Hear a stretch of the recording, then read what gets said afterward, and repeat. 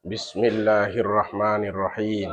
Assalamualaikum warahmatullahi wabarakatuh. Kepada yang terhormat Bapak Ibu penguji uji kinerja pada PPG dalam jabatan periode 1 tahun 2026. Perkenalkan, saya M. Nasir, mahasiswa PPG Bimbingan dan Konseling batch 4 tahun 2025 di LPTK Universitas Negeri Jakarta dengan nomor induk mahasiswa 201672520244 pada hari ini Senin tanggal 2 Februari tahun 2026.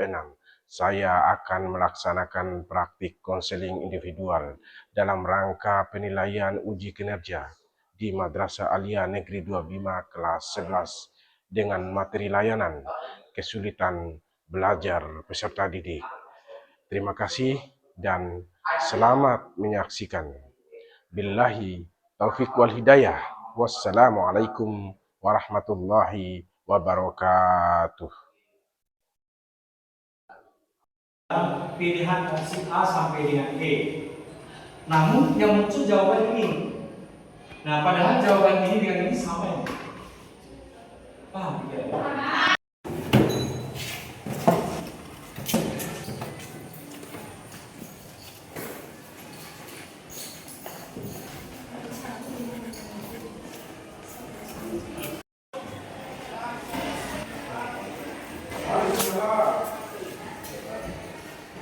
Ya, silakan duduk.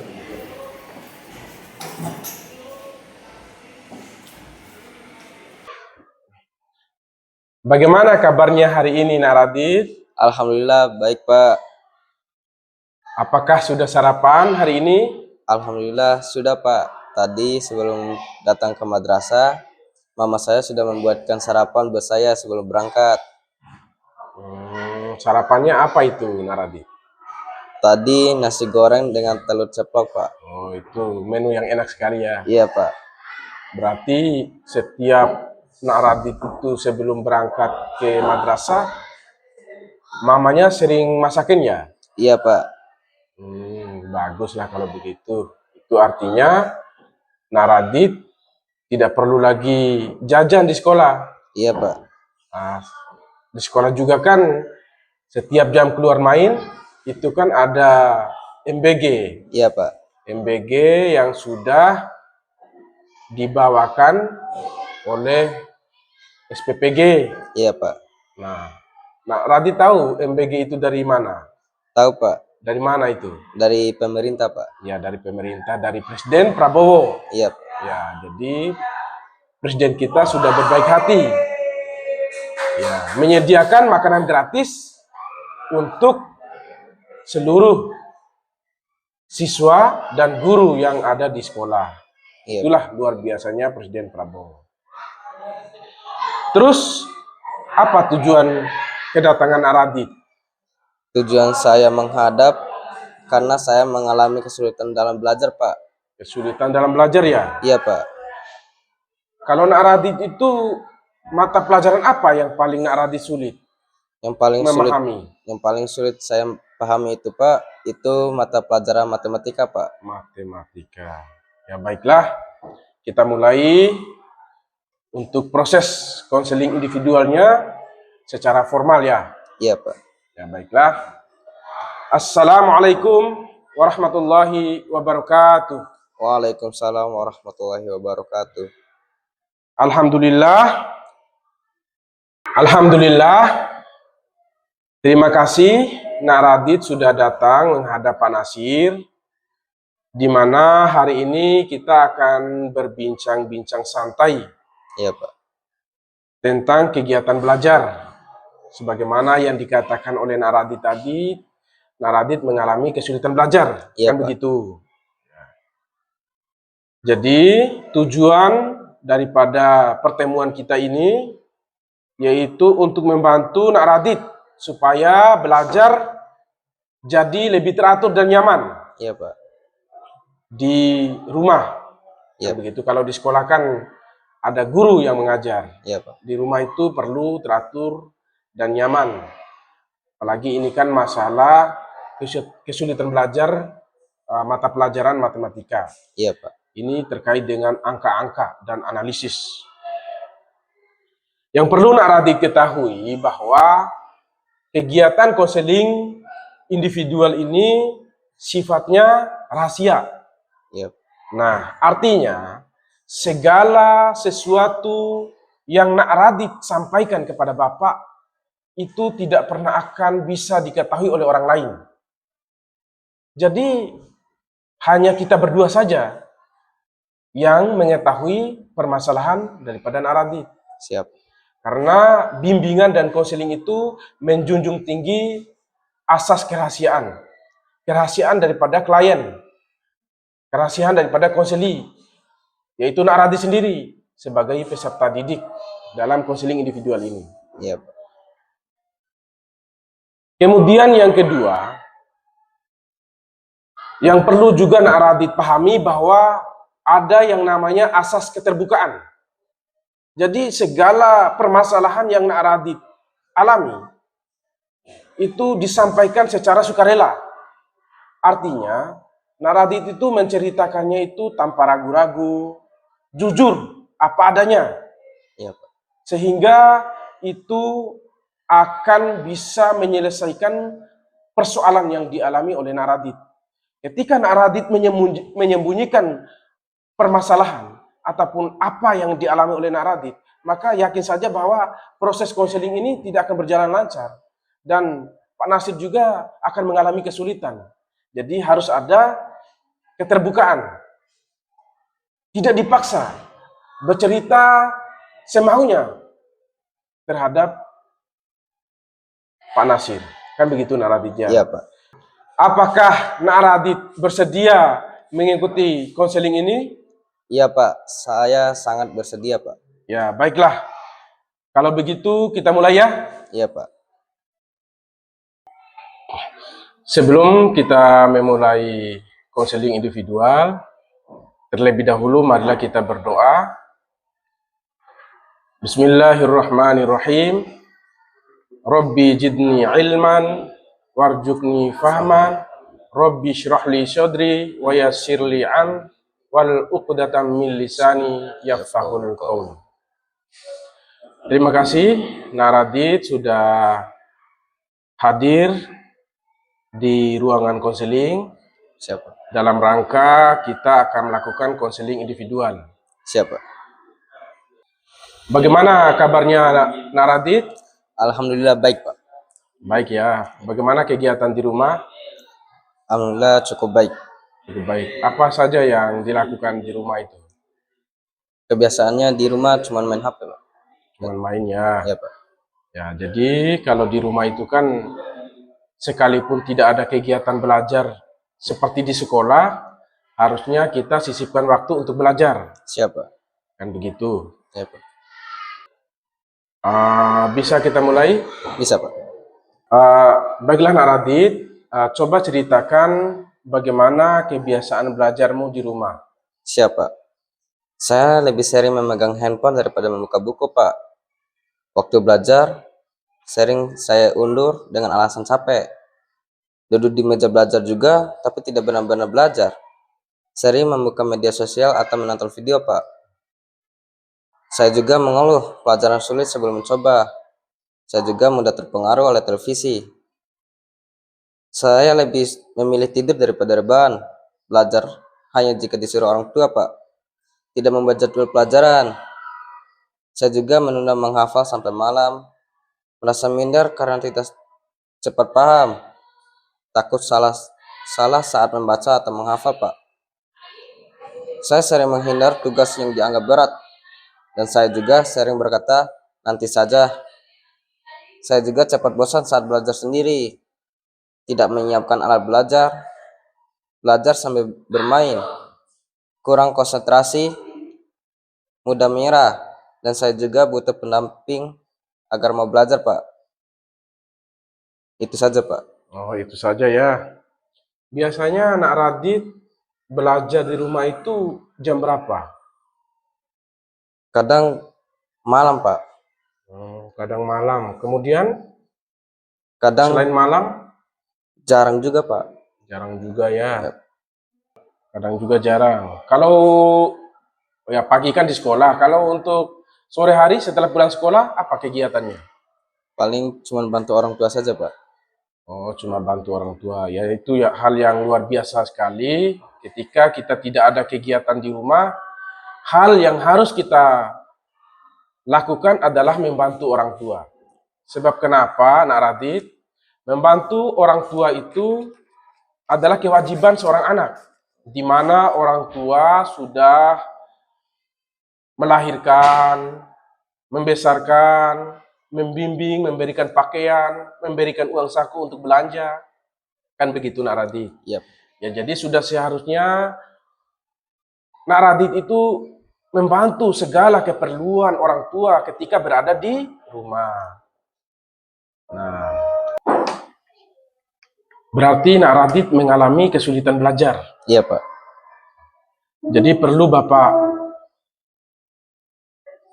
Bapak jelaskan dulu terkait dengan kesulitan belajar. Siap. Jadi kesulitan belajar itu adalah kondisi di mana Nak Radit mengalami hambatan yang signifikan dalam memahami, menyerap, atau menerapkan pelajaran. Siap, Pak. Sehingga prestasi tidak sesuai dengan harapan, meskipun telah berusaha.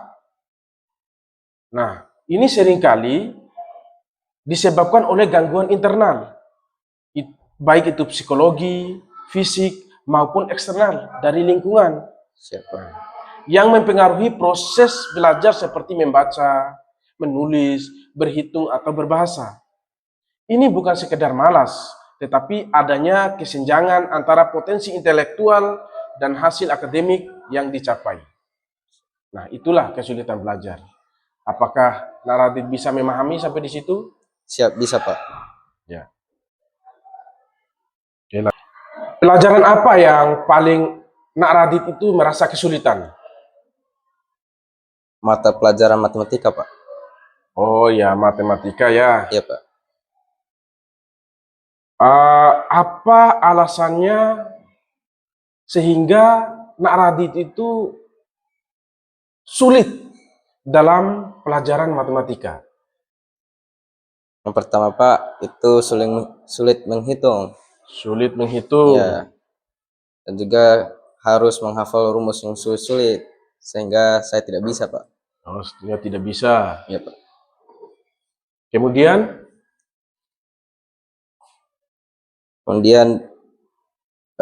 kurangnya guru juga, Pak. kurangnya, Cara mengajar guru. kurangnya cara mengajar guru dalam memberikan metode ataupun dalam memberikan pengajaran. Iya, Pak. Oh iya.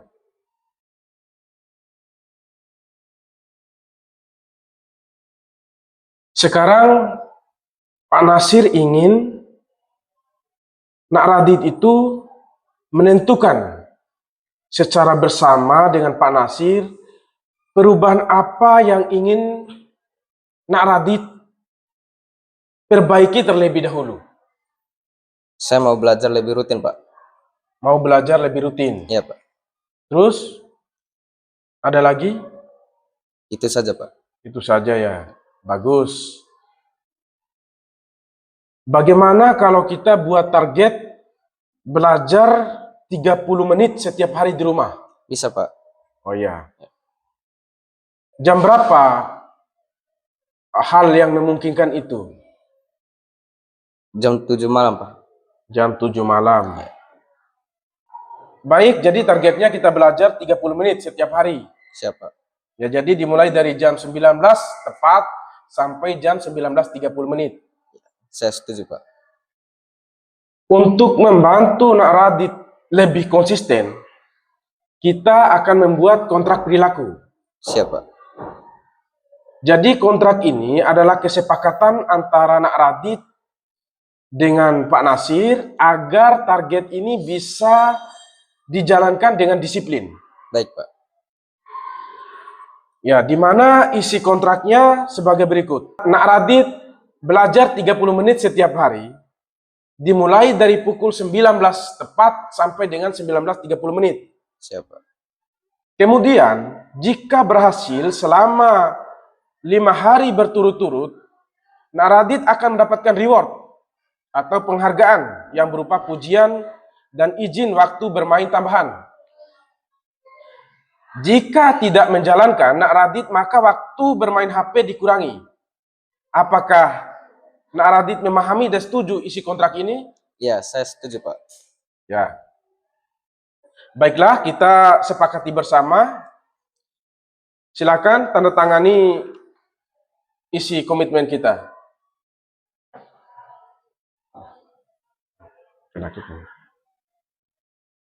Oh iya.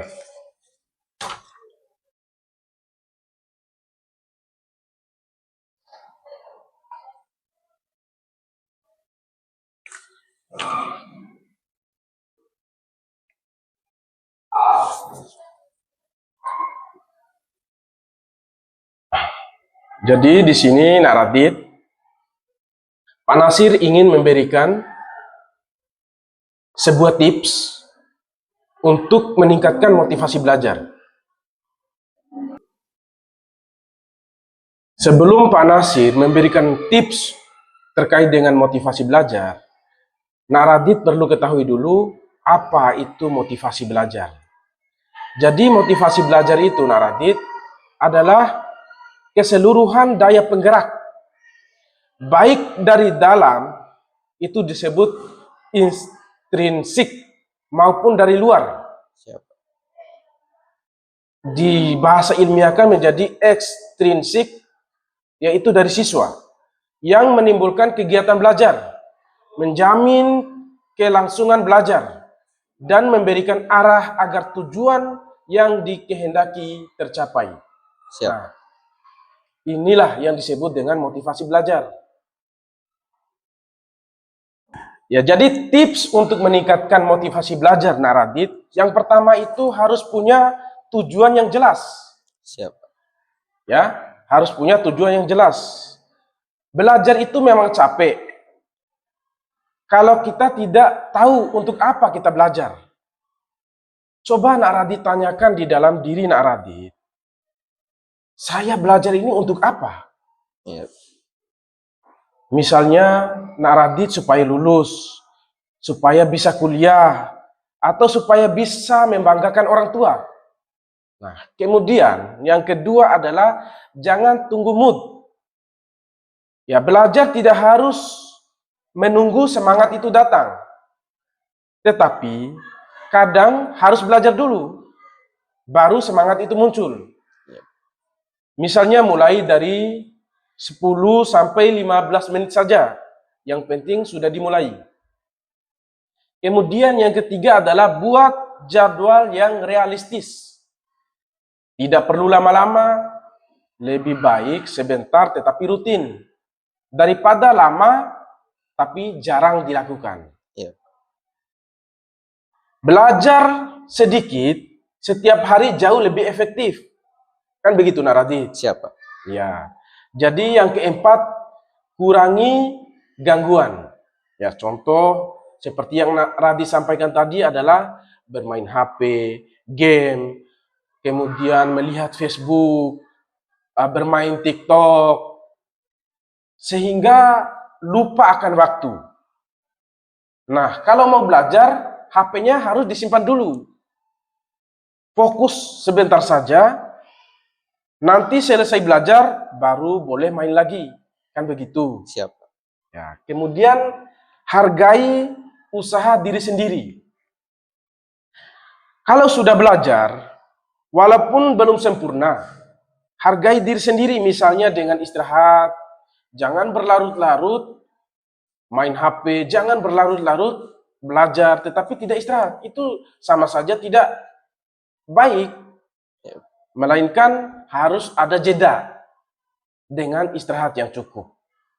Kemudian yang selanjutnya adalah ingat orang yang diperjuangkan. Saat malas datang, ingat orang tua, ingat keluarga, ingat masa depan kamu sendiri Nak Radit. Mereka adalah alasan kenapa kamu tidak boleh menyerah. Jadi ketika malas itu datang menghampiri Nak Radit, pikirkan kedua orang tua yang telah membesarkan Nak Radit. Pikirkan tentang masa depan yang telah Nak Radit susun. Cita-cita yang telah Nak Radit impikan. Jadi ketika Nak Radit sudah memikirkan itu semua, maka yakin saja bahwa kemalasan itu akan hilang dengan sendirinya. Kamu akan fokus lagi untuk belajar. Nah, kemudian yang paling penting adalah percaya diri. Ya, jangan suka membanding-bandingkan. Setiap orang punya kemampuan yang berbeda. Tidak perlu membandingkan diri dengan orang lain. Yang penting hari ini lebih baik dari kemarin. Jadi, saya punya kutipan sederhana ini. Siap. Jadi Pak Nasir punya kutipan sederhana yang bisa Nak Radit ambil, yang bisa Nak Radit resapi untuk dijadikan motivasi diri. Siap. Bahwa belajar itu bukan tentang siapa yang paling pintar, tetapi siapa yang mau terus berusaha, walaupun pelan. Nah, artinya, belajar itu tidak perlu menunggu pintar. Tetapi, kamu harus mau berusaha. Ketika kamu terus berusaha dalam belajar, maka yakin dan pasti bahwa kamu akan menjadi orang yang sukses. Orang yang pintar, orang yang cerdas. Apakah bisa dipahami dari apa yang Pak Nasir jelaskan? Bisa, Pak. Apa yang menjadi harapan-harapan ataupun keinginan dari Nak Radit dari kesulitan belajar ini? Ingin membanggakan kedua orang tua, Pak. Ingin membanggakan kedua orang tua. Kemudian, terus, dan menjadi orang yang bisa diandalkan, Pak. menjadi orang yang bisa diandalkan. Itu adalah poin penting yang harus Nak Radit tanamkan dalam diri. Menjadi orang yang diandalkan. Jadi ketika kita sudah menunjukkan kemampuan kita, yakin dan pasti bahwa orang-orang pasti akan mengandalkan kita. Intinya, jangan pernah minder, jangan pernah putus asa. Tetap lakukan yang terbaik. Tetap lakukan segala sesuatunya itu dengan baik. Siapa? Ya. Nanti hasilnya itu akan kita peroleh setelah kita melakukan yang terbaik itu. Bapak percaya bahwa Nak Radit mampu menjalankan kesepakatan ini dengan baik. Perubahan kecil yang dilakukan rutin akan membawa pengaruh yang paling besar dan hasil juga yang lebih besar. Nah, apakah Nak Radit paham dengan penjelasan Bapak? Iya, Pak. Saya paham. Setelah mendengar penjelasan dari Pak Nasir, saya jadi paham kalau selama ini cara belajar saya di rumah kurang tepat. Saya sering menunda dan mudah menyerah saat merasa sulit. Sekarang saya tahu dan paham tentang langkah-langkah belajar yang sederhana dan sesuai dengan kemampuan saya sendiri, Pak. Insya Allah saya akan mencoba belajar sedikit demi sedikit, kemudian membuat jadwal dan melaksanakan semua arahan yang sudah diberikan oleh Pak Nasir. Saya ingin berubah, Pak, dan memperbaiki kebiasaan belajar saya agar lebih baik ke depannya. Ya, baiklah. Terima kasih karena Nak Radit sudah paham. Kita akan bertemu lagi minggu depan. Pak Nasir akan lihat bagaimana perkembangannya dan tetap semangat. Jangan ragu untuk meminta bantuan jika mengalami kesulitan. Nah, Pak Nasir di sini sebagai guru BK siap membantu kesulitan yang Nak Radit alami. Baik itu masalah pribadi, masalah belajar, masalah sosial, maupun masalah karir atau masa depan. Jadi dengan adanya Pak Nasir di sini, di ruangan BK, kapanpun Nak Radit ingin meminta bantuan terkait dengan masalah yang Nak Radit alami, Pak Nasir siap membantu. Siap, terima kasih Pak. Baiklah, kita akhiri konseling individual hari ini. Tapi sebelum itu, Pak Nasir ingin tanya dulu, apakah ada hal-hal lain yang ingin disampaikan? Iya Pak, saya benar-benar sangat berterima kasih atas keluangan waktu Bapak yang sudah berkenan menerima kehadiran saya di ruang konseling ini. Sejujurnya, sebelum masuk ke ruangan ini, saya merasa gugup dan ragu. Ada perasaan takut, malu, dan juga bingung harus mulai bercerita dari mana. Tapi setelah Bapak menyambut saya dengan baik dan memberi kesempatan untuk berbicara, saya merasa sedikit lebih tenang dan dihargai sebagai seorang siswa. Pak, selama ini saya sebenarnya menyimpan banyak hal sendiri. Ada masalah yang saya rasakan, tapi sulit sekali untuk saya ceritakan ke orang lain, bahkan ke orang tua atau teman dekat. Kadang saya merasa takut dianggap lemah atau takut disalahkan. Akibatnya, semua perasaan itu saya pendam dan lama-lama justru membuat saya merasa semakin tertekan, bingung, dan tidak nyaman menjalani kegiatan belajar di sekolah. Dengan adanya kesempatan konseling ini, saya merasa seperti punya ruang yang aman untuk berbicara jujur. Saya merasa didengarkan tanpa dihakimi. Itu hal yang jarang saya rasakan. Pak, saya juga sadar bahwa apa yang saya alami tidak bisa terus saya biarkan, karena sudah mulai mempengaruhi sikap saya, semangat belajar saya, dan bahkan hubungan saya dengan guru serta teman-teman. Pak, saya ingin merubah menjadi lebih baik. Saya ingin bisa memperbaiki kebiasaan saya, memperbaiki cara berpikir saya, dan belajar bertanggung jawab atas apa yang seharusnya saya lakukan sebagai seorang siswa. Tapi, jujur saja, saya sering merasa tidak tahu harus mulai dari mana dan bagaimana caranya. Itulah sebabnya saya sangat berharap bimbingan dan arahan dari Pak Nasir sebagai guru BK. Saya juga berterima kasih karena Bapak mau meluangkan waktu untuk mendengarkan cerita saya. Meskipun mungkin Bapak memiliki banyak kesibukan lain, bagi saya, waktu yang Bapak berikan ini sangat berarti.